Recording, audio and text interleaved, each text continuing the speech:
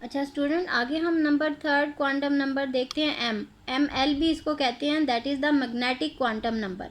ठीक है, तो ये हमें क्या बताता है, नंबर ऑफ ऑर्बिटल्स बताता है, या एग्जैक्ट लोकेशन जो है, अब हम करीब होते जा रहे हैं उसकी लोकेशन के, कि इलेक्ट्रॉन के होने के चांसेस कहाँ जो है वो हो सकते हैं। तो m की वैल्यू जो है वो greater than equal to -l and less than equal to +n।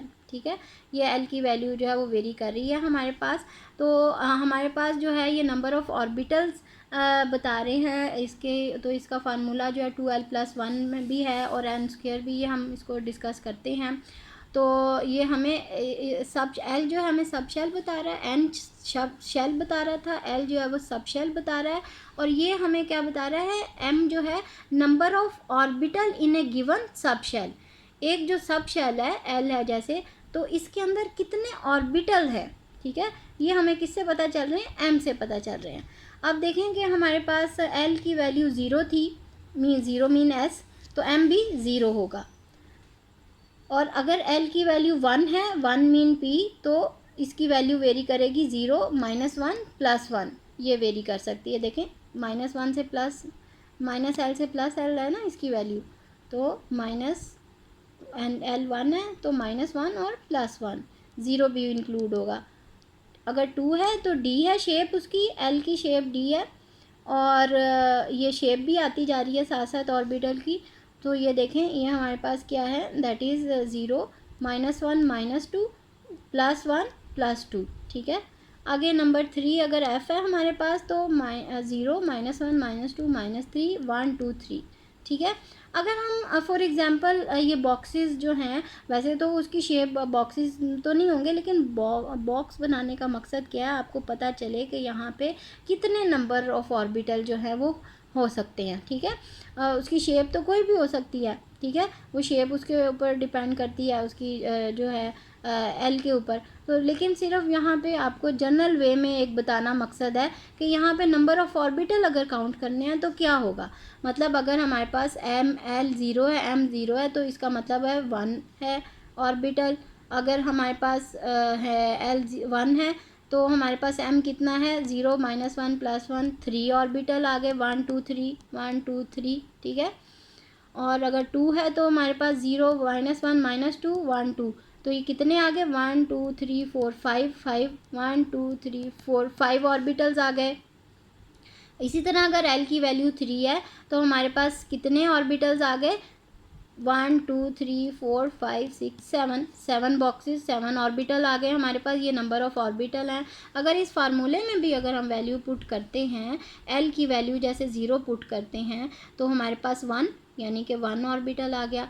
L की वैल्यू 1 पुट करते हैं, 1 पुट की तो 2 + 1 कितना 3, तो 3 ऑर्बिटल आ गए। ठीक है, एन की वैल्यू 2 पुट की तो हमारे पास क्या आ जाएगा, ये 2 पुट करेंगे, 2 टू द 4 और 5, ये 5 ऑर्बिटल आ गए। ठीक है, ये इस तरह से भी आप इस फार्मूले से भी आप इसको प्रूव कर सकते हैं, और इस तरह बना के भी आप ये देख सकते हैं कि ये कितने नंबर ऑफ़ ऑर्बिटल हमें हासिल हो रहे हैं।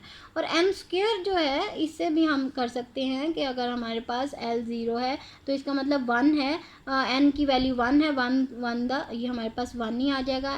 अगर l 1 है तो हमारे पास क्या है, n जो है वो 2 है, तो 2 टू द हमारे पास ये आ जाएगा, इसके 4 आ जाएगा, तो ये कि 3 और 1 कितना आ गया, 4 4 हो गया। ठीक है, इस तरह से भी हम इसको कर सकते हैं। अब देखें हमारे पास आगे इसको थोड़ा सा और एक्सप्लेन करें हम। n की वैल्यू अगर हमारे पास 1 है तो l हमारे पास 0 है, एक कम होगी ना हमेशा, तो m भी 0 है, 0 मीन s, तो ये एक आ जाएगा ऑर्बिटल।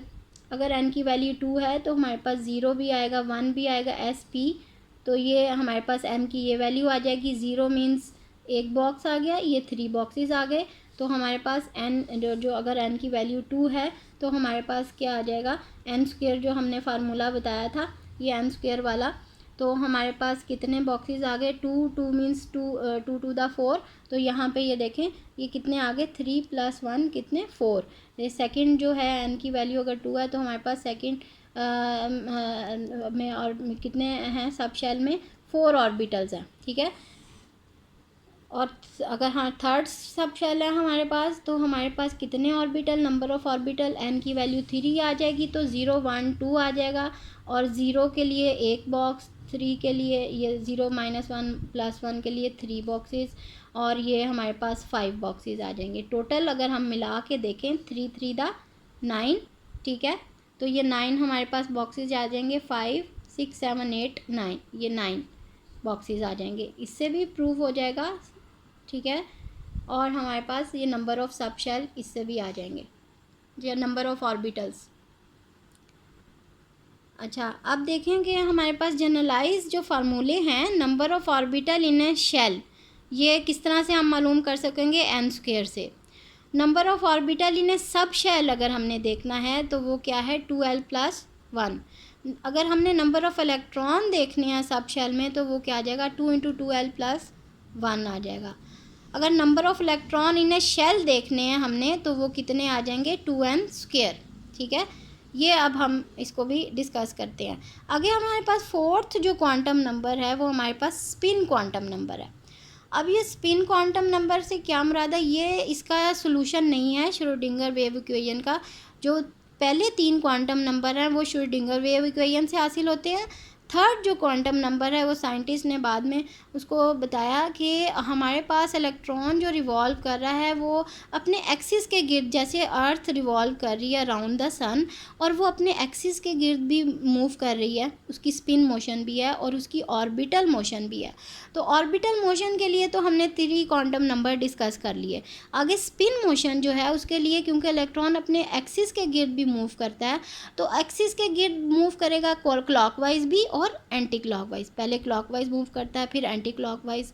तो क्लॉकवाइज मूवमेंट देखें आप, ज़रूरी नहीं है कि इसको अप करें या एंटी क्लॉकवाइज को डाउन करें, एंटी क्लॉकवाइज को भी अप कर सकते हैं, लेकिन एक जनरल वे में हम उसे बता देते हैं। फॉर एग्जांपल हमारे पास एक अप है हमारे पास और एक डाउन है, एक क्लॉकवाइज के लिए और एक एंटी क्लॉकवाइज के लिए।